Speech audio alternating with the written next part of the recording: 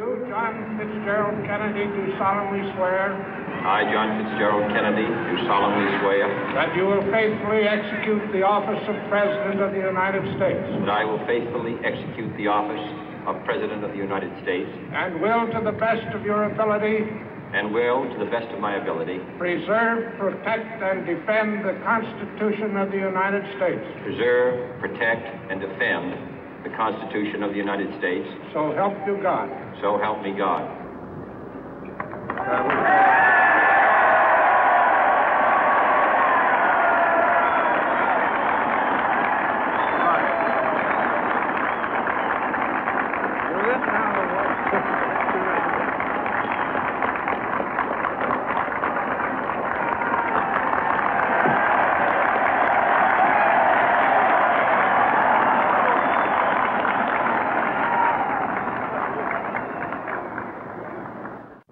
Vice President Johnson, Mr. Speaker, Mr. Chief Justice, President Eisenhower, Vice President Nixon, President Truman, Reverend clergy, fellow citizens. We observe today not a victory of party, but a celebration of freedom, symbolizing an end as well as a beginning, signifying renewal as well as change. For I have sworn before you and Almighty God the same solemn oath our forebears prescribed nearly a century and 3/4 ago. The world is very different now, for man holds in his mortal hands the power to abolish all forms of human poverty and all forms of human life. And yet the same revolutionary beliefs for which our forebears fought are still at issue around the globe. The belief that the rights of man come not from the generosity of the state, but from the hand of God. We dare not forget today that we are the heirs of that first revolution.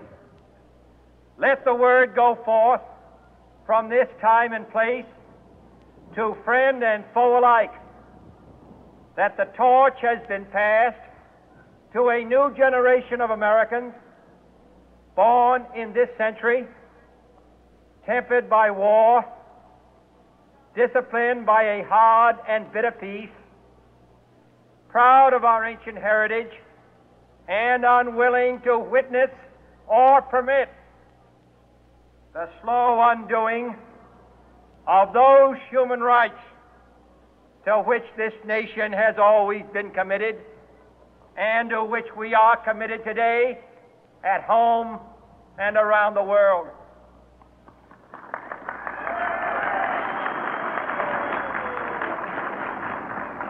Let every nation know, whether it wishes us well or ill, that we shall pay any price, bear any burden, meet any hardship, support any friend, oppose any foe to assure the survival and the success of liberty.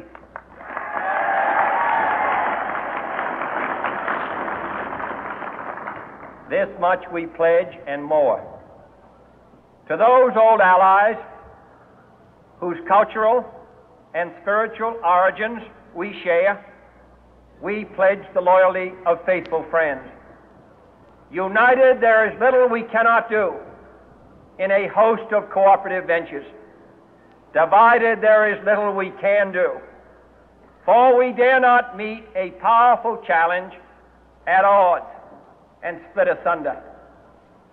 To those new states whom we welcome to the ranks of the free, we pledge our word that one form of colonial control shall not have passed away merely to be replaced by a far more iron tyranny.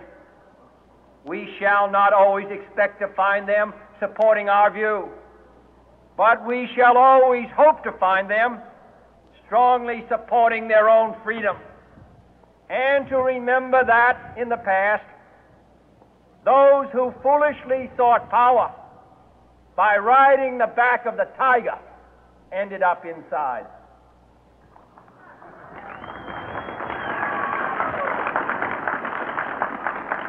To those people in the huts and villages of half the globe struggling to break the bonds of mass misery, we pledge our best efforts to help them help themselves for whatever period is required, not because the communists may be doing it, not because we seek their votes, but because it is right.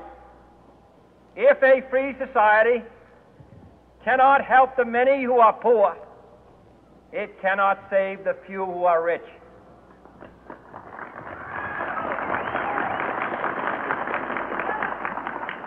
To our sister republics south of our border, we offer a special pledge to convert our good words into good deeds, in a new alliance for progress, to assist free men and free governments in casting off the chains of poverty.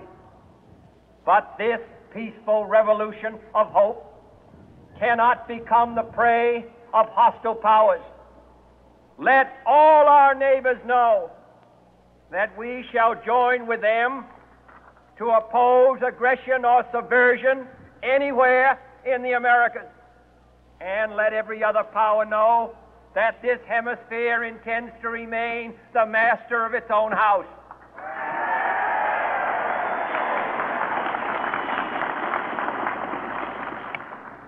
To that World Assembly of Sovereign States, the United Nations, our last best hope, in an age where the instruments of war have far outpaced the instruments of peace, we renew our pledge of support to prevent it from becoming merely a forum for invective, to strengthen its shield of the new and the weak, and to enlarge the area in which its writ may run.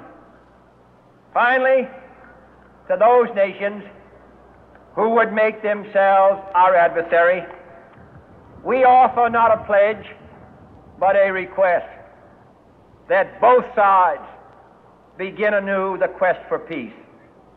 Before the dark powers of destruction, unleashed by science, engulf all humanity in planned or accidental self-destruction, we dare not tempt them with weakness, for only when our arms are sufficient beyond doubt can we be certain beyond doubt that they will never be employed.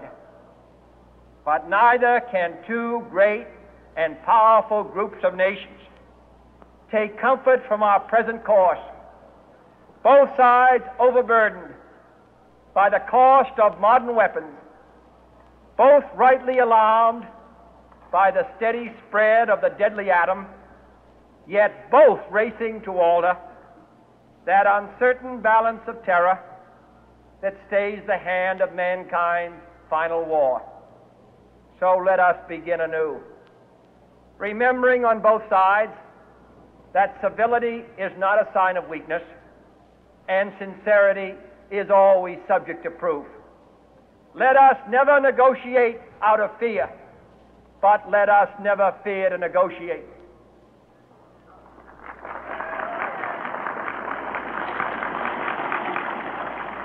Let both sides explore what problems unite us, instead of belaboring those problems which divide us. Let both sides, for the first time, formulate serious and precise proposals for the inspection and control of arms, and bring the absolute power to destroy other nations under the absolute control of all nations.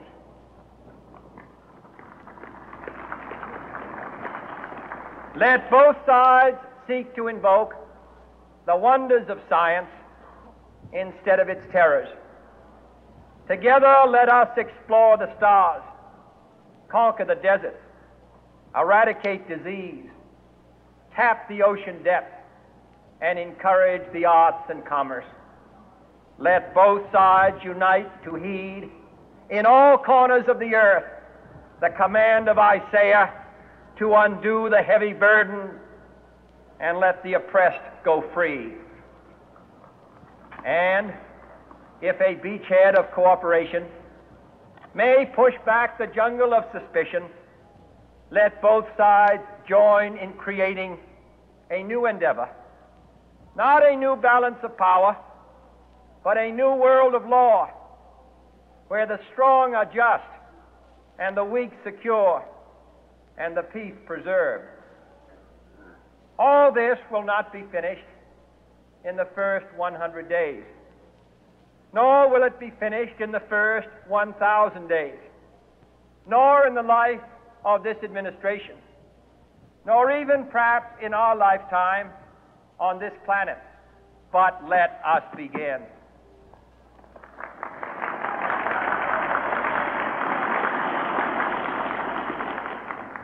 In your hands, my fellow citizens, more than mine, will rest the final success or failure of our course. Since this country was founded, each generation of Americans has been summoned to give testimony to its national loyalty.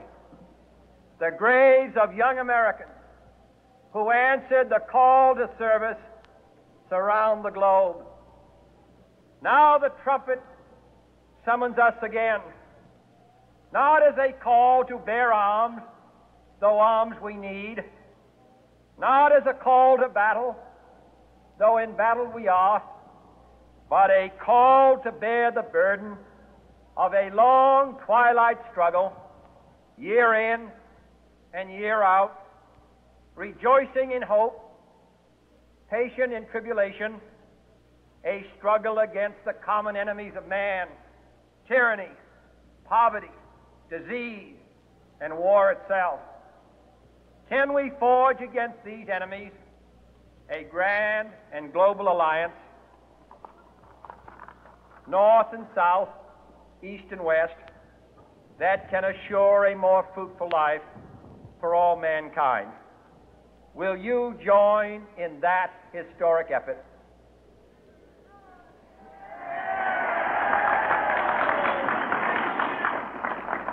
In the long history of the world, only a few generations have been granted the role of defending freedom in its hour of maximum danger.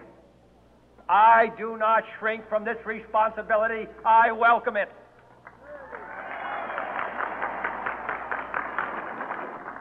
I do not believe that any of us would exchange places with any other people or any other generation.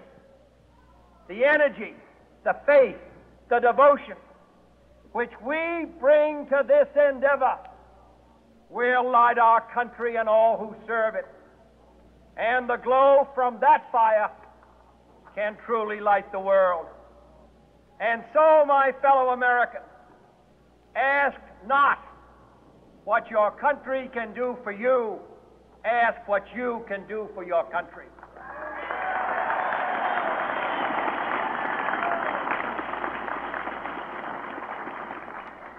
My fellow citizens of the world, ask not what America will do for you, but what together we can do for the freedom of man.